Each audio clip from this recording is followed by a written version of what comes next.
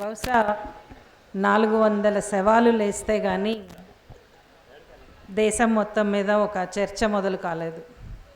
ఇది మనం ఉన్నటువంటి పరిస్థితి. ఈరోజు ఆ శవాలే చర్చలకు ముందుకొచ్చాయి. ఈ రకమైనటువంటి పరిస్థితి నుంచి పెనుగులాడకపోతే ఏం జరుగుతుంది అనేటటువంటిది మన కళ్ళ ముందే ఉంది. నేను ప్రత్యేకించి అక్కడేం జరుగుతోంది అనేది చాలామంది పొద్దుటి నుంచి మాట్లాడి ఉంటారు, మనందరం చూస్తూనే ఉన్నాం. నిజానికి ఇది ప్రజలందరినీ ఒక రకమైనటువంటి ఆమోదంలోకి తీసుకెళ్ళి ఇంకా మరింత బరి తెగించి చేస్తున్నటువంటి ఒక మారణకాండ. ప్రజల యాక్సెప్టెన్స్ని పరోక్షంగా తీసుకుని ప్రజలందరూ ఇది రకరకాలుగా జరుగుతోంది. డెవలప్మెంట్ పేరుతో డెవలప్మెంట్, అభివృద్ధి కోసం 100 మంది అభివృద్ధి కోసం 10 మంది బలైతే పర్లేదు అనేటటువంటి ఒక భావజాలం ఏదైతే ఉందో, ఈ భావజాలం మహాభారతం నుంచి ఉంది. మనకి ఏదో కొత్తగా వచ్చిందేం కాదు. అంటే 100 మంది బాగులో 10 మంది బాగు లేదు అని చెప్పడం. ఈ 100 మంది కోసం ఈ 10 మంది నిరంతరం తరాల తరబడి, శతాబ్దాల తరబడి తాము బలిదానం చేసుకోవాల్సిందే, తమ జీవితాలని అర్పణం చేయాల్సిందే అనేటటువంటి భావజాలం. ఆ 10 మందిలో ఎవరుంటారు? ఆదివాసీలు ఉంటారు, దళితులు ఉంటారు, స్త్రీలు ఉంటారు, ఇంకా అనేక నోమాడిక్ ట్రైబ్స్ ఉంటారు.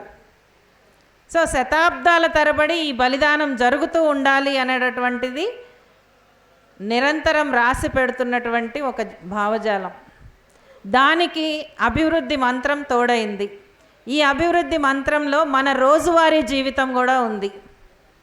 మనందరికీ కూడా కార్లు కావాలి, మనందరికీ కూడా వాడటం తప్పు అని అంటలేదు నేను. కానీ మనం ఏవైతే మన రోజువారీ జీవితంలో నిత్యం ఇవి లేకపోతే మనకి జీవితం లేదేమో అన్నంత తయారైపోయామో, కనీసము వాటి పేర్లు చెప్తే కూడా మనకి ఒక్కొక్కసారి అవునా నిజమా అనేంత స్థాయిలో ఉంటుంది.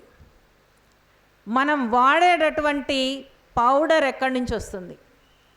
మొహాలకు పూసుకునేటటువంటి పౌడర్. లేకపోతే మనం వాడేటటువంటి సెల్ ఫోన్ ఎక్కడి నుంచి వస్తుంది? దాంట్లో వాడే చిప్స్ ఎక్కడి నుంచి వస్తున్నాయి? మన దేశం నుంచి రాకపోవచ్చు, కానీ వేరే దేశాల్లో ఉండేటటువంటి ఖనిజాలే కదా, అక్కడ ఉండేటటువంటి ప్రజల జీవితాలని ధ్వంసం చేసే కదా. అంటే ఒక విచక్షణారహితమైనటువంటి అభివృద్ధి పేరుతో కొంతమందిని భావజాల పరంగా వీళ్ళు త్యాగం చేయాలి, నోరు మూసుకుని ఉండాలి, బానిసత్వంలో ఉండాలి అనే దానికి ఇది ప్రధానమైనటువంటి మనం తెలుసుకోవచ్చు. అందుకనే ఆదివాసీల్ని చంపేస్తే మనకేం అనిపించదు, ఆదివాసీల్ని లేకపోతే దళితుల్ని చంపేస్తే మనకేం అనిపించదు, స్త్రీలను చంపేస్తే కూడా ఏమీ అనిపించదు, అన్లెస్ వాళ్ళు మన వర్గం, మన ఆధిపత్య వర్గం అని ఇట్లా అయితే తప్పించి.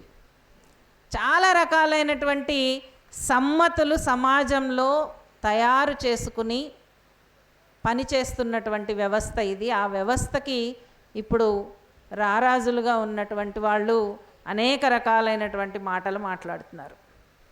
కానీ ఎప్పటికైనా సరే, ఎంత కురుక్షేత్ర యుద్ధం జరిగినా సరే యుద్ధం ఆపాల్సిందే అనేటటువంటి ఒక స్వరం వినిపిస్తూనే ఉంటుంది అక్కడ కూడా. అది గనక గుర్తుపెట్టుకుంటే గనక ఆ స్వరం బలహీనమైనగా ఉన్నా సరే ఆ స్వరాన్ని వినిపిస్తూనే ఉండాలి. ఆ స్వరం వినిపించటమే ఇప్పటి అవసరము. దాంట్లో పార్టీలకు అతీతంగా రావాల్సినటువంటి అవసరం ఉంది. కొంత ప్రయత్నం మొదలైందని అనిపిస్తోంది, ఇంకా అది బలంగా జరగాల్సినటువంటి అవసరం ఉంది. కేవలం రాజకీయ పార్టీలకు సంబంధించినటువంటి విషయం కాదు ఇది. ఇతర ప్రజల సమస్యల మీద పనిచేస్తున్నటువంటి వాళ్ళు, గళం ఎత్తుతున్నటువంటి వాళ్ళు, ఏదో ఒక రకంగా కూడగట్టగలిగినటువంటి వాళ్ళు అందరూ కూడా మాట్లాడాల్సినటువంటి అవసరం.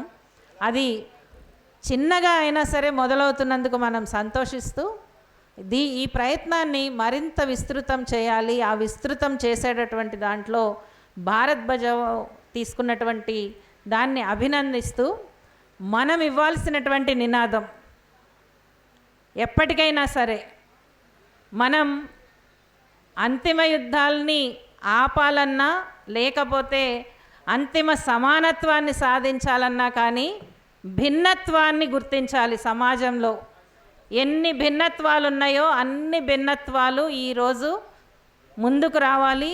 ఆ భిన్నత్వాలను గుర్తించి ఆ భిన్నత్వాల రాజకీయాన్ని మనం స్పష్టంగా మాట్లాడాల్సినటువంటి అవసరం ఉంది. జై భీమ్, లాల్ సలాం, నీల్ సలాం, హరా సలాం, సత్రంగి కా సలాం. ఇన్ని సలాములు కలిస్తే తప్పించి ఈ యుద్ధాన్ని ఎదుర్కోవటం అనేది సాధ్యం కాదు. ఆ వైపుగా ప్రయత్నం చేయమని చెప్పి కోరుకుంటున్నాను. Thank you. Thank you sir. Thank you Sajay.